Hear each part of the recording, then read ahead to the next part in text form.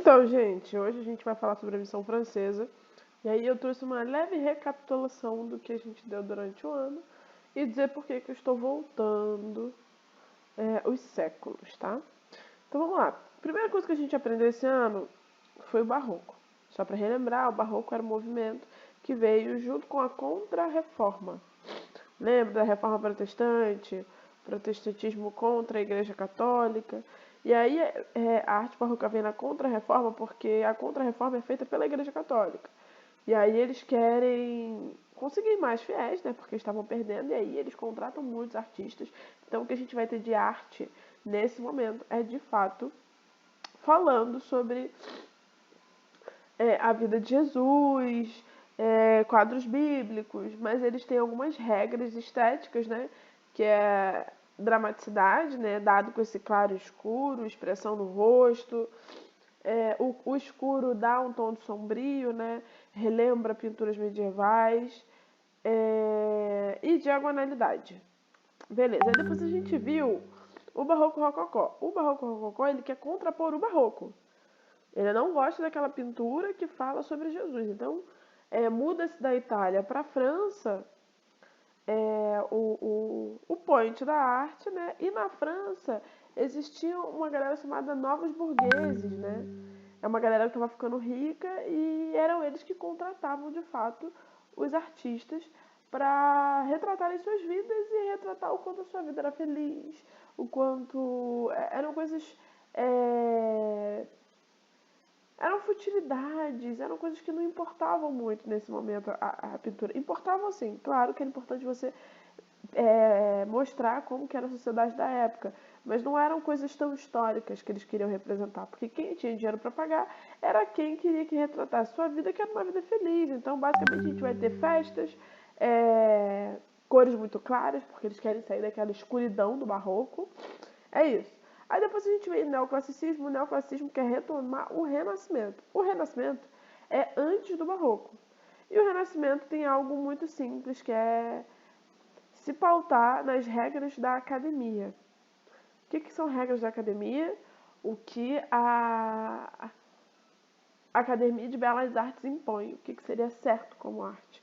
Então existe uma matemática para fazer o corpo, existem regras. Então o objetivo do neoclassicismo de fato é pintar tudo que está ao seu redor de acordo com como é, sabe? Sem ser diferente disso, sem colocar a sua opinião.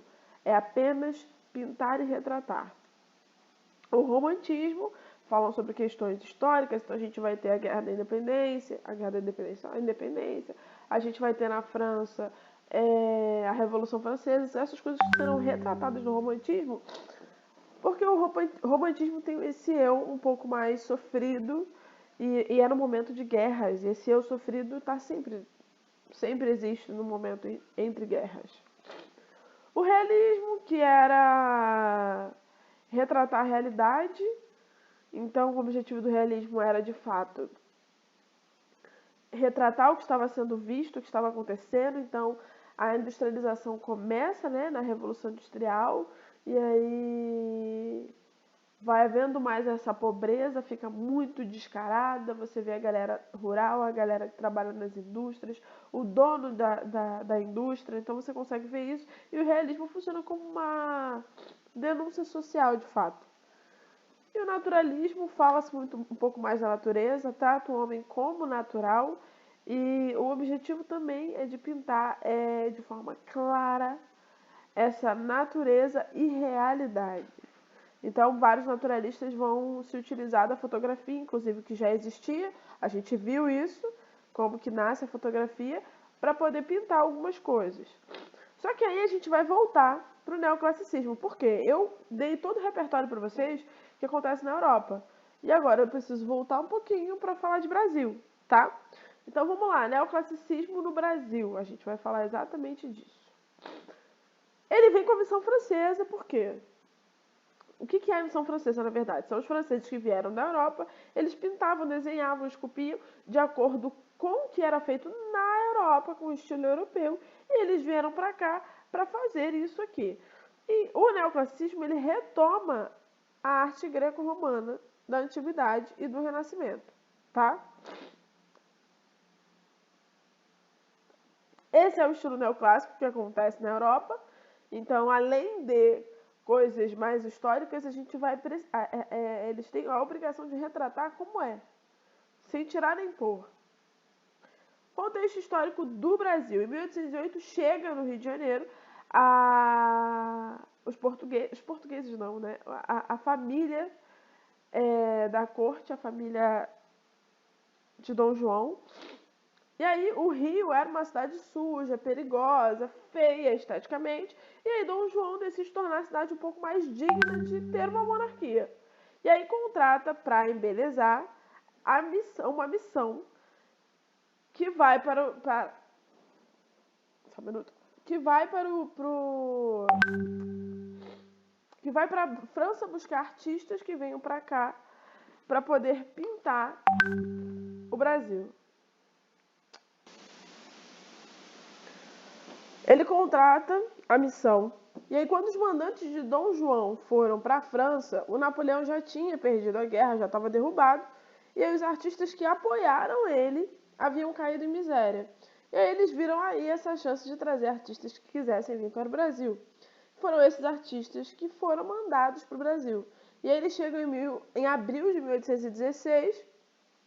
O embaixador francês daqui do Brasil acusou todos os artistas de subversão por terem apoiado Napoleão. Então aqui tinha uma galera que protegia e tinha uma galera que era muito contra a vinda desses franceses para cá. E aí o contexto histórico é o seguinte, é a primeira vez que o movimento no Brasil acontece ao mesmo tempo no movimento que está na Europa sem nenhuma defasagem. Eles aconteciam no mesmo momento. A ideia, na verdade, era criar uma escola de belas artes que veio com a família real para cá. E aí levou algum tempo a ser realizada. Em 1816, quando eles vêm para cá, eles fundam a Escola Real de Ciências, Artes e Ofício, que vai sofrer algumas transformações no decorrer do tempo. E aí passa a se chamar Real Academia de Desenho, Pintura, Escultura e Arquitetura Civil. Depois, Academia Imperial de Belas Artes e mais tarde foi alterado para a Escola de Belas Artes. E aí, que era no Museu de Belas Artes atualmente, onde é o Museu de Belas Artes ali na Cinelândia. Com o tempo, vai se integrar à UFRJ. Então, a gente tem, o primeiro cara que eu vou falar é o Joaquim Le Breton. Ele é o chefe da missão. Ele é escultor, pintor e intelectual. Era ele quem ajudava a proteger a missão junto com o Conde de la Barca. Depois a gente tem Nicolas Antoine Tonet. Na verdade, ele era um pintor francês de grande destaque para a corte de Napoleão. Ele era considerado um dos mais importantes, foi considerado um dos mais importantes da nossa missão francesa depois de Debré.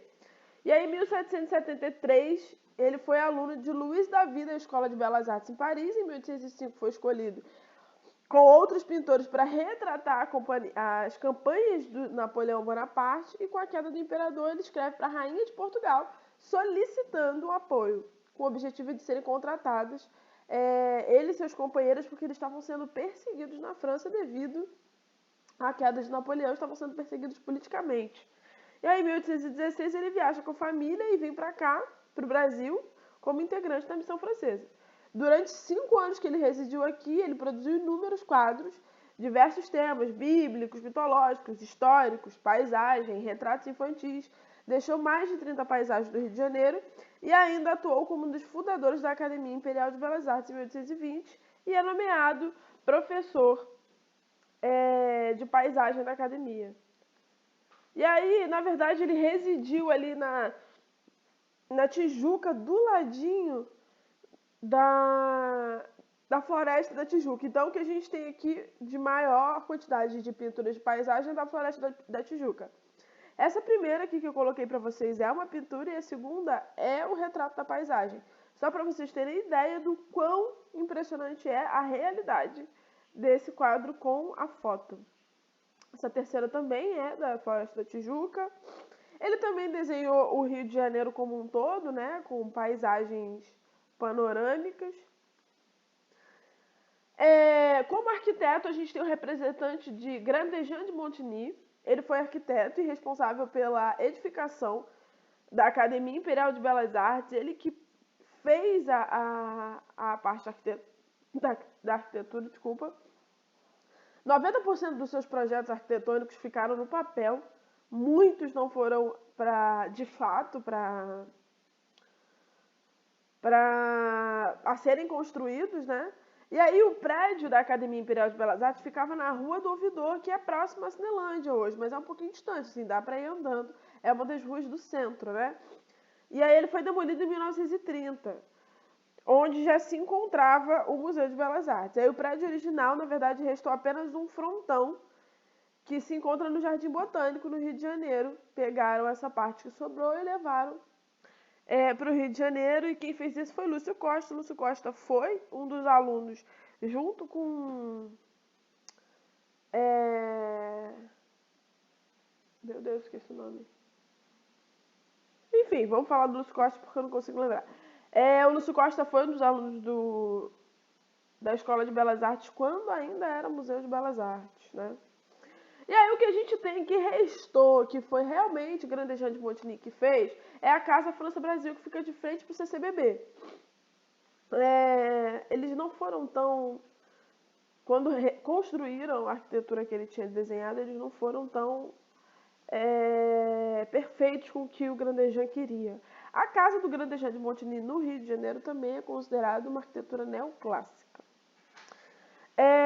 Debré, eu vou fazer só falando sobre ele, mas rapidamente falando sobre Debré. Ele foi desenhista, aquarelista, pintor, cenógrafo. Tá certo. Cenógrafo, decorador, professor de pintura. E o Debré acaba sendo um dos mais importantes porque ele começa a retratar as pessoas que vivem aqui. Tanto a corte, ele era o responsável por retratar a corte, mas ele era responsável por retratar, através das suas aquarelas, a realidade que acontecia aqui, tanto com os indígenas quanto com os negros. Ele tem três livros, e ele divide essas pinturas, esse tipo de pintura, através desses 3 livros. Aqui a gente tem algumas pinturas do Debré. A gente, na próxima aula, vai falar só sobre o Debré. E aí a gente vai repensar politicamente esse cenário que o Debré retrata. Falando sobre o contexto histórico ainda, quando os artistas da Missão Francesa vêm para cá, os artistas que estão aqui, que são luso-brasileiros, né, são filhos de portugueses, a maioria, ficam com muita inveja, porque os artistas da Missão Francesa começam a ganhar 20 mil réis e eles mal estavam sendo cogitados para pintar alguma coisa para a corte, né? Em 1820, quando o protetor da missão, o Conde da Barca, morre, logo em seguida morre o chefe da missão, que é o Le Breton, aquele primeiro que eu falei para vocês. E aí os missionários passam a não ter a vida tão boa quanto eles tinham antes, né? E muitos se mudam, de fato, voltam para suas terras, e eles vão exercer uma influência do começo de quando eles vêm, né, do século XIX, até a Semana de Arte Moderna. Quando eu digo isso, é que eles vão continuar produzindo o mesmo tipo de técnica, ainda vão continuar trabalhando esse realismo. Isso aqui a gente vai ver na sala de aula, juntos. Eu achei um site que está mostrando várias pinturas. Quero que vocês respondam mentalmente, não precisa me enviar essa resposta. Quem estiver na sala de aula comigo, a gente vai debater junto qual é a realidade percebida na maioria das pinturas que a gente viu. E é isso, gente. Beijos.